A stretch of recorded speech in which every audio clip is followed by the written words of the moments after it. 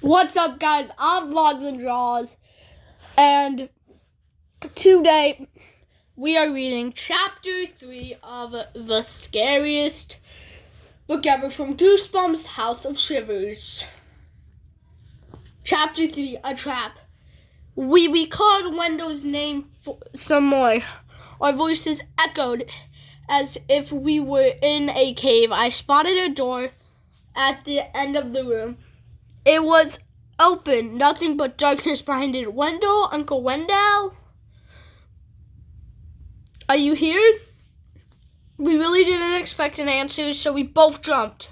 When a man came rumbling down through the doorway. It took 5 or 4 heavy steps, boots thundering loudly on the floor. Then he stopped, and his eyes went wide when he saw us.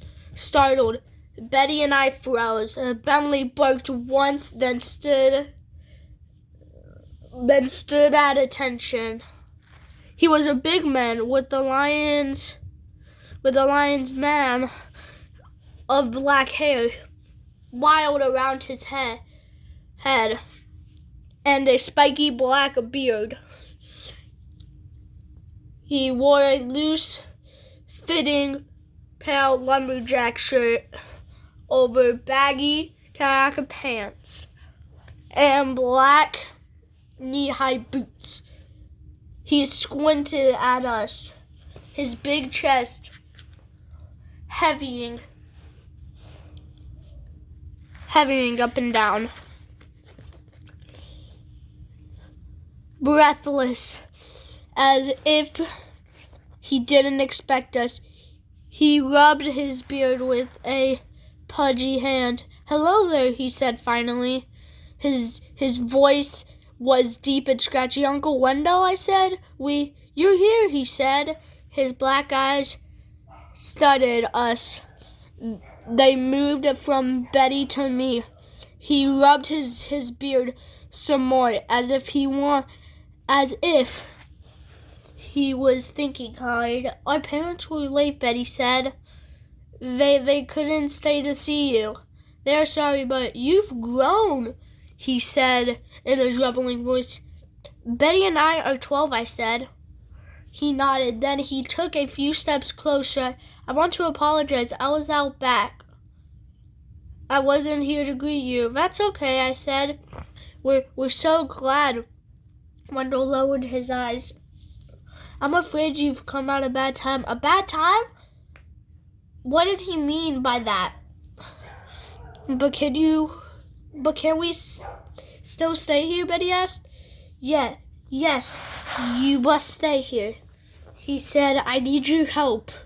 He waved a big hand, motioning for us to follow him. Betty and I exchanged glances. "What is going on here? Why do you need our help?" He led us down a dark hall to a room near the back of the house. Bellum followed, bumping us front back as we walked. The dog didn't want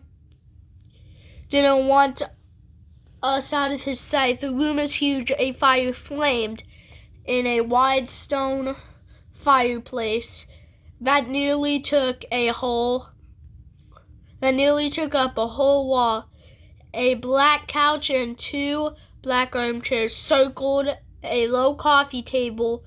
A table was stacked high with books, piles of books. Were stacked against each wall. "Guess we're the right house after all," I thought. Wendell motioned for Betty and me to sit down on the chair. He dropped heavily into one of the armchairs. Bellum tried to climb on Betty's lap. He's always trying to do that, but he's too big. He finally settled on the floor next to her feet. A groan escaped Wendell's lips. "Something terrible has happened," he said. I can't believe it. The book. His voice trailed off. Book? What book? I asked. We have to get it back, he said. He was staring over our heads. I realized he wasn't talking to us. He was talking to himself. Have to get the book back. A book is missing, Betty asked. Have to get the book back. A book is missing? Betty asked. He lowered his eyes to us. It was as if he suddenly remembered we were there. The book, it was stolen. He said in a whisper, a valuable book. I asked. It's a long story, he answered. I'll tell you about it.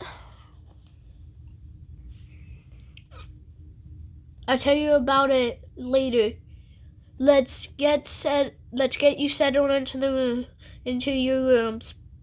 Then we can talk. We both stared at him. A book was stolen. Stolen? Why is he being so mysterious about it? Does he always act this weird? Sorry, your timing is bad, he muttered. But we'll make the most of it. He spread his hands over the arms of the chair and pushed himself to his feet. Let me show you your rooms. Betty and I stood up. Bellum jumped onto his feet too. Wendell frowned at the dog. I'm really sorry about this, he said. But there are many valuables in this house. Your dog must stay outside. No, I cried. Bellums doesn't wreck things. And he's used to being inside with us. I'm sorry, Wendell said, still frowning at the dog. We'll take good care of him, I promise. Betty hugged the dog's neck. No, please, give Bellum a chance. Wish I could, Wendell said.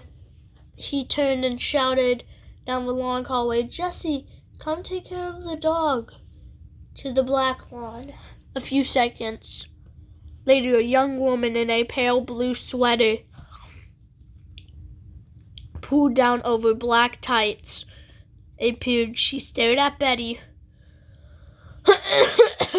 and me as if she was shocked to see us. This is Jessie, Wendell said. She'll see that your dog is safe and happy. He turned to her. You haven't met Billy and Betty, but they are your cousins. Nice to meet you, Jessie said. You're Wendell's daughter, I said. She nodded. Weird, I thought, why didn't Mom and Dad mention Wendell has a daughter? Jessie reached for Bellum. Betty pulled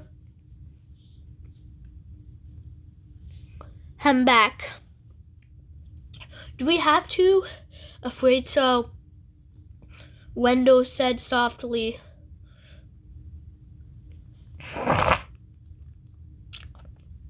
I have so many valuables to protect, he sighed. And the most valuable thing of them all has been stolen. We'll be too busy searching for it. We won't have time to worry about the dog.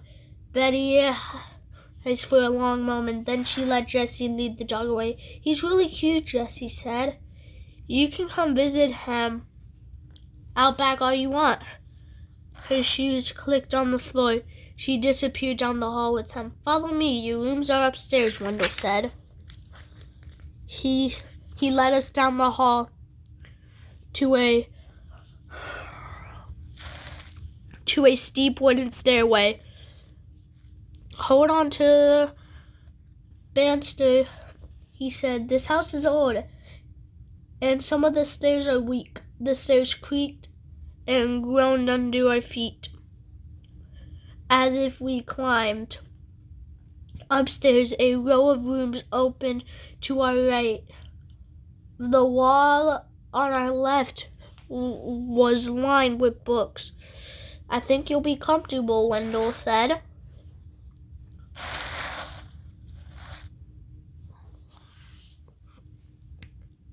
But a loud snap interrupted him. I cried out in surprise.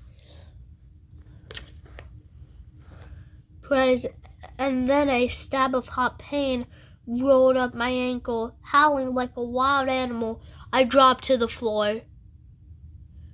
Alright, guys, that'll be it for chapter 3 of the scariest book ever. So, guys, if y'all want to see chapter 4, I'm down to do it. Coming out tomorrow. Bye. Chapter 4 coming out tomorrow. Bye.